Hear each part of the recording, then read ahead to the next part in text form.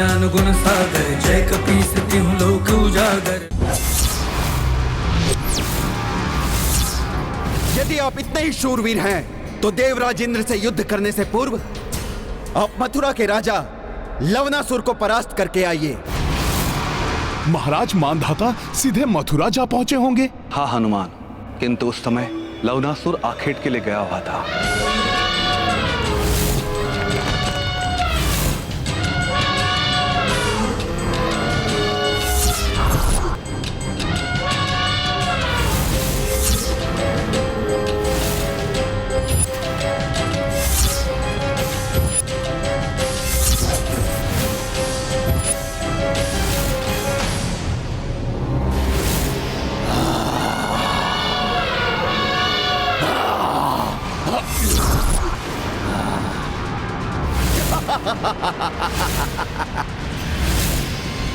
निरीह पशुओं के प्राण लेने वाले लवणासुर, मैं राजा मानधाता तुम्हें युद्ध के लिए चुनौती देता हूं। तुम्हें परास्त करके मैं बनूंगा मथुरा का राजा। मथुरा का राजा बनने का स्वप्न देख रहे हो? तुम्हारी मति मारी गई है राजा मानधाता।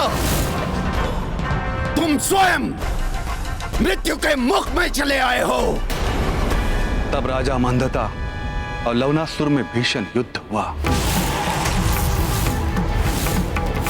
है तो ये चक्रवर्ती राजा, किंतु इसे अधिक समय तक जीवित रखने से क्या लाभ? अभी समाप्त करता हूं इसे।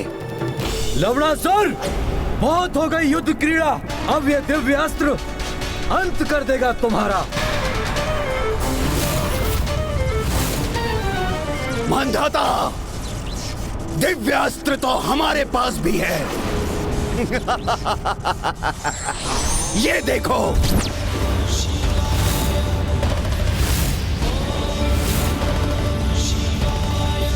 ये दिव्य शूल इस असुर के पास भगवान शिव जी द्वारा प्रदत्त इस शूल के विरोध का अर्थ है स्वयं भगवान शिव का विरोध। मुझे मृत्यु स्वीकार है, पर भगवान शिव का विरोध नहीं।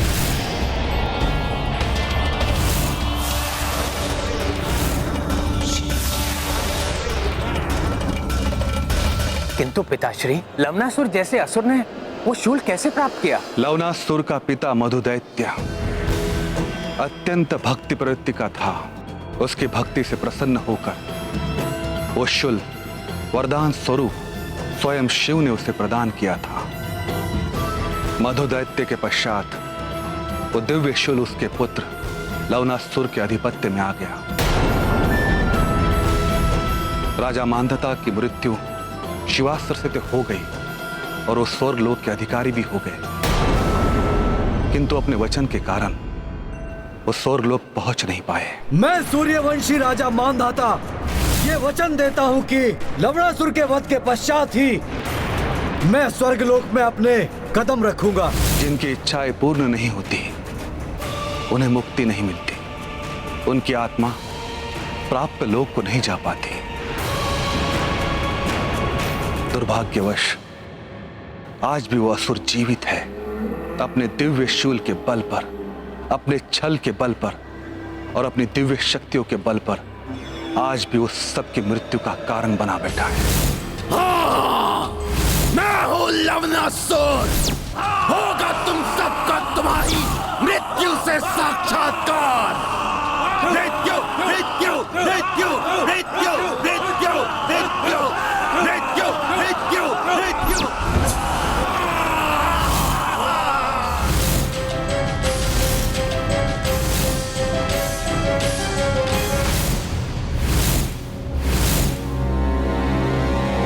आओ आओ मुझसे मल्ल युद्ध करो। आओ आओ मुझसे युद्ध करो। स्मरण रहे, पीछे हटे तो तड़प तड़प कर मृत्यु मिलेगी, और युद्ध करोगे तो सहज मृत्यु।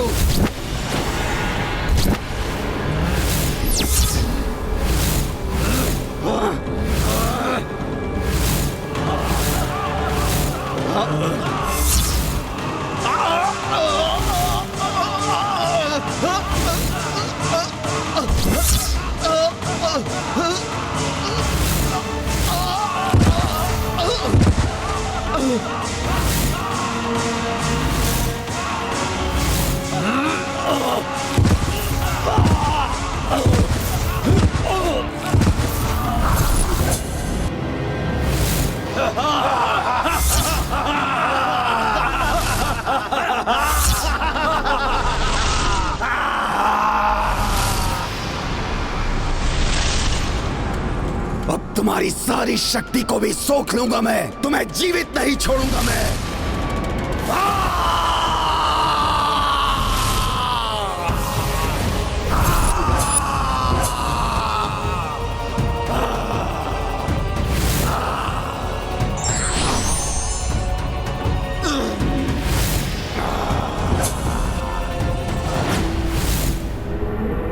मुझसे सामना करने वाले की समस्त शक्ति सोख लेता है लवणासुर, और इस प्रकार और शक्तिशाली बन जाएगा लवणासुर। और शीघ्र ही संपूर्ण त्रिलोक विजेता होगा लवणासुर। राम राज्य केवल इतिहास रह जाएगा। इतिहास राज करेगा केवल लवणासुर। राज करेगा लवणासुर। राज करेगा लवणासुर। राज करेगा लवणासुर। राज करेगा लवणासुर। राजा मानधाता की इच्छा आपका पुत्र राम पूर्ण करेगा।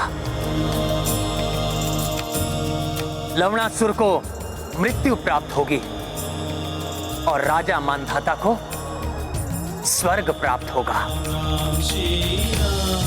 हाँ, राजा मानधाता का वचन अवश्य पूर्ण होगा।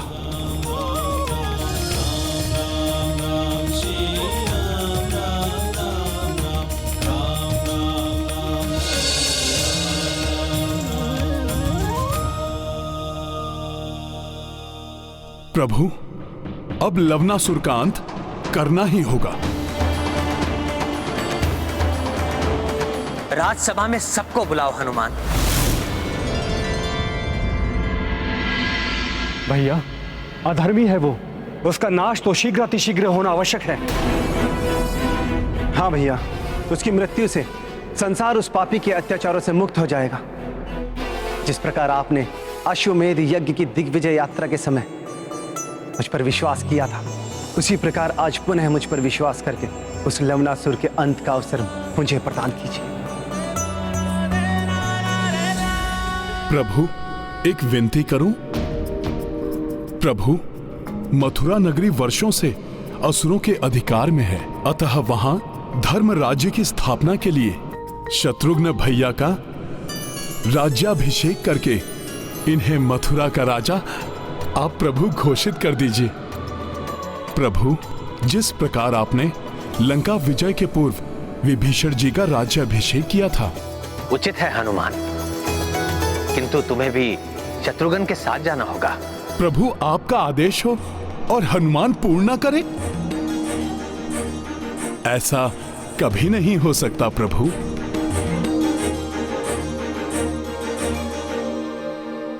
ये गाथा महाबली हनुमत की, रुचिकर लीला राम भगत की। जय जय जय रघुनंदन राम, जय जय जय महाबली हनुमान। शत्रुघ्न भय मथुरा भूपाला, राज्याभिषेक किए कृपाला।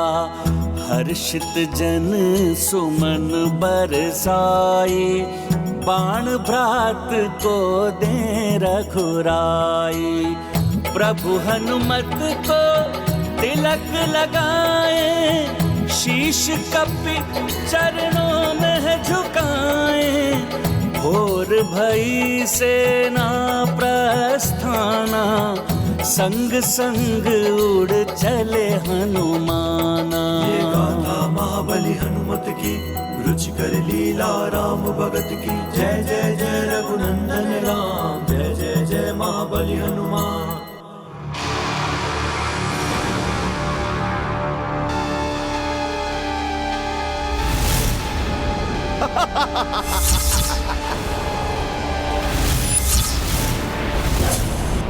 मेरी बढ़ती हुई शक्ति के समान ही मेरी आसुरी सेना निरंतर ही तीव्रता से बढ़ रही है, और ये तब तक बढ़ती रहनी चाहिए जब तक हम अपने तीनों लोकों की विजय यात्रा प्रारंभ न कर दें, जिससे बड़ी से बड़ी सेना को हमारे समक्ष घुटने टेकने ही पड़ेंगे।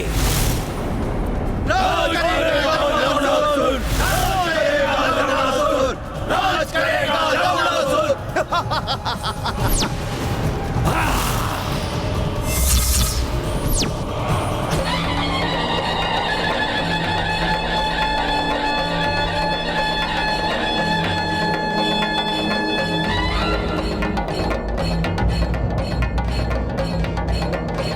अरे ये तो वही वन है जहां लक्ष्मण भैया माता सीता को छोड़ने आए थे।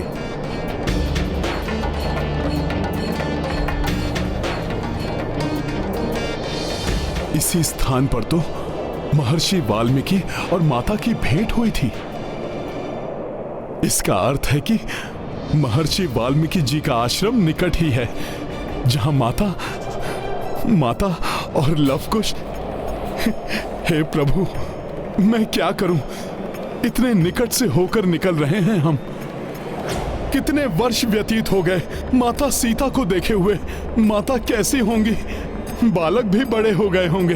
कैसे दिखाई देते होंगे वो दोनों? महाप्रतापी प्रभु श्री राम के तेज से संपन्न माता सीता के लाडले। माता, कहीं आप भूल तो नहीं गई अपने इस पुत्र को?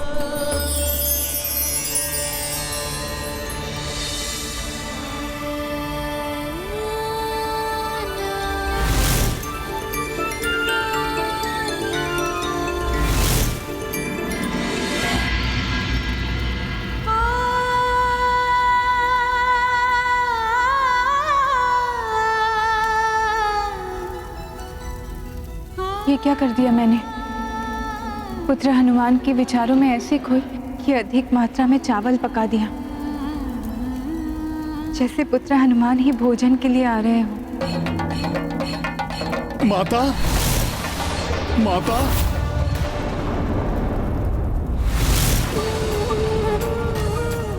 पुत्र हनुमान, तुमने पुकारा मुझे?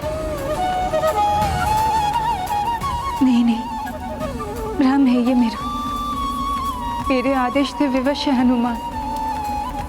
यहाँ आना भी चाहेंगे तो नहीं आ पाएंगे।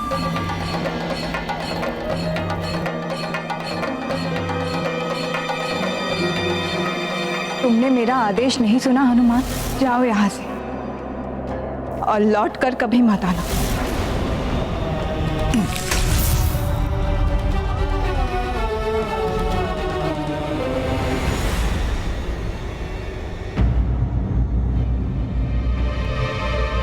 यदि इस मार्ग से गया तो कदाचित माता सीता एवं लवकुश मेरे सामने पड़ जाएं, या फिर मुझे दूर से ही माता दिख जाएं। नहीं, कितनी भी प्रबल इच्छा हो, किंतु माता को दिए हुए वचन को नहीं तोड़ूंगा मैं। नहीं मिलूंगा किसी से, नहीं आऊंगा किसी की दृष्टि में।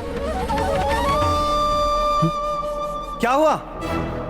आप रुक क्यों गए?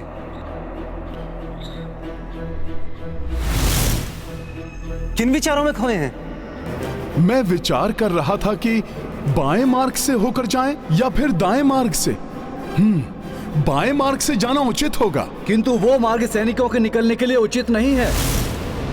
यात्रा के आरंभ के पूर्व ही हमने मार्ग के बारे में सारी जानकारी प्राप्त कर ली थी। सेनापति जी, ये मार्ग उचित है और मुझे विश्वास है कि हम किसी भी मार्ग से जाएं, प्रभु श्री राम के कार्य में कोई भी बाधा नहीं आ सकती।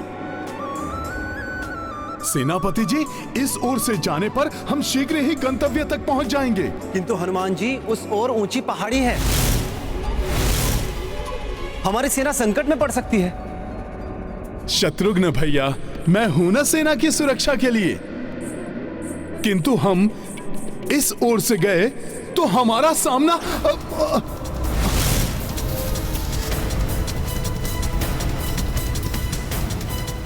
आप आइए, ये मार्ग उचित है। हनुमान जी,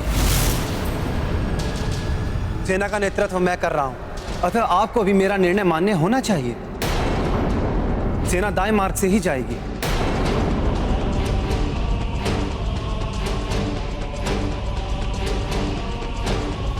चलिए।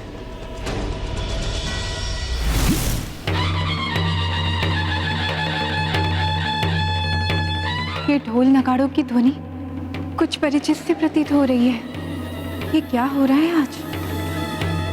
पहले तो पुत्र हनुमान का चिर परिचित स्वर सुनाई दिया और अब अब ये ढोल नगाड़े जैसे अयोध्या के सैन्य दस्ते के ढोल हों, ये सत्य है या कल्पना?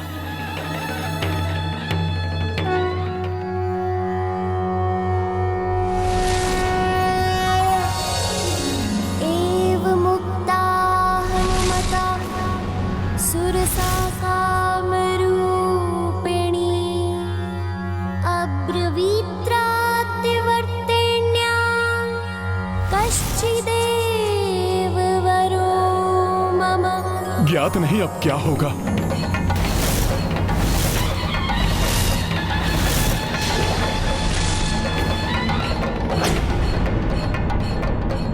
भैया कुश, अपने वन में ढोल नगाड़े कौन बजा रहा है? ढोल नगाड़े की ध्वनि से वन के जीव विचलित हो उठते हैं। यही नहीं, इन्हें इतना भी ज्ञात नहीं कि आश्रम और पाठशाला के निकट शोर उत्पन्न करने वाली ध्वनि बजाना अनुचित है।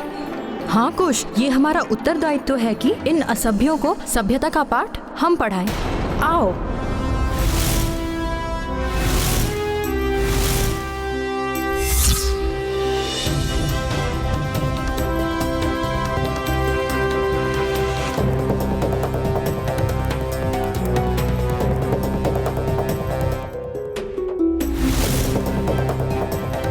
ये दोनों क्यों जा रहे हैं उस ओर? आश्रम अब निकट ही है। माता सीता और दोनों बालकों को कोई देख न ले। उन बालकों को तो आभास भी नहीं होगा कि उनका सामना किनसे होने वाला है।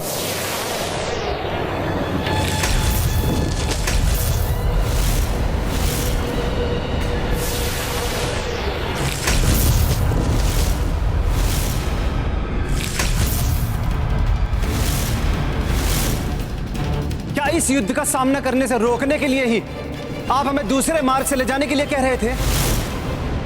ये तीर हमारे सैनिकों को आहत नहीं कर रहे हैं। इनका लक्ष्य केवल हमारे ढोल और नगाड़े हैं। इसका क्या अर्थ हो सकता है? अर्थ तो ज्ञात नहीं, किंतु सबको सतर्क हो जाना चाहिए। आक्रमण करने वाले निकट ही कहीं हैं और उनकी दृष्टि हम पर ही है। सैनिकों, सावधान!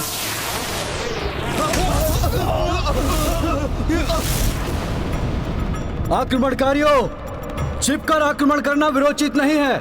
साहस है तो सामने आकर वार करो।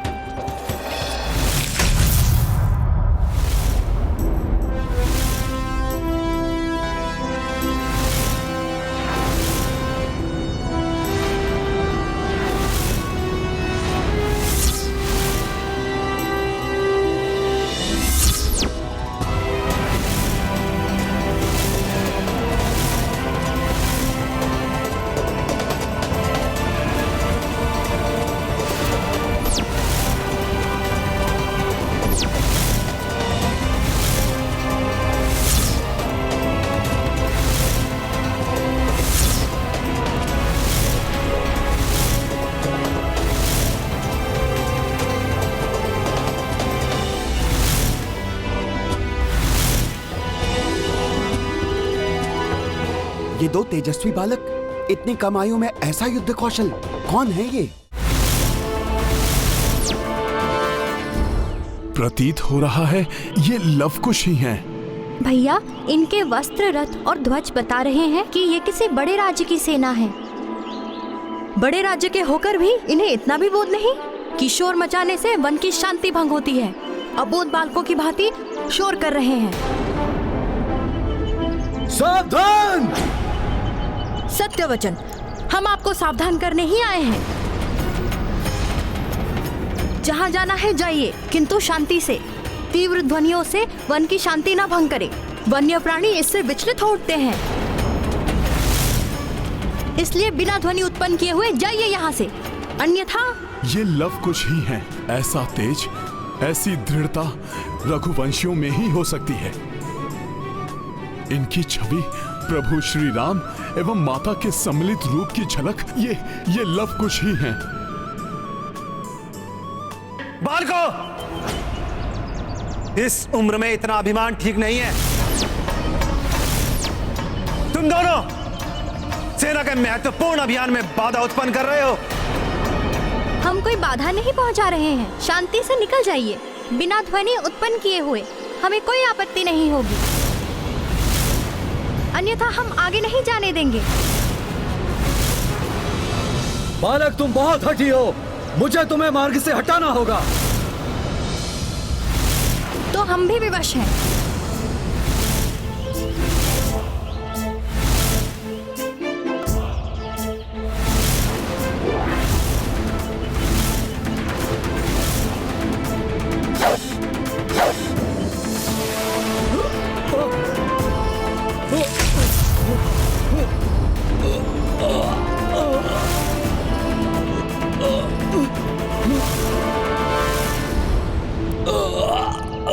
सावधान, जो भी आगे बढ़ेगा उसकी यही दशा होगी।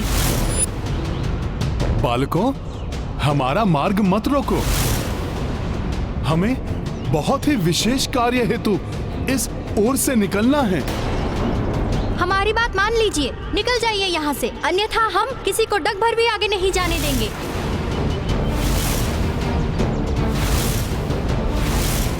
बालकों, ये उचित आचरण नहीं है, उद्दंडता है ये। हम उदंडता नहीं कर रहे हैं, आप हमारी बात मान नहीं रहे हैं, इसलिए अब आप इसे चुनौती समझिए। ये उद्दंडी अमर्यादित बालक मर्यादा पुरुषोत्तम श्री राम के पुत्र लवकुश हो ही नहीं सकते। इन्हें राम काज में बाधा नहीं बनने दूंगा मैं। यदि ये सत्य में ही श्री राम की सेना है तो कहीं लवकुश कोई भूल ना कर बैठे और हमारा सत्य सबके सामने ना आ जाए।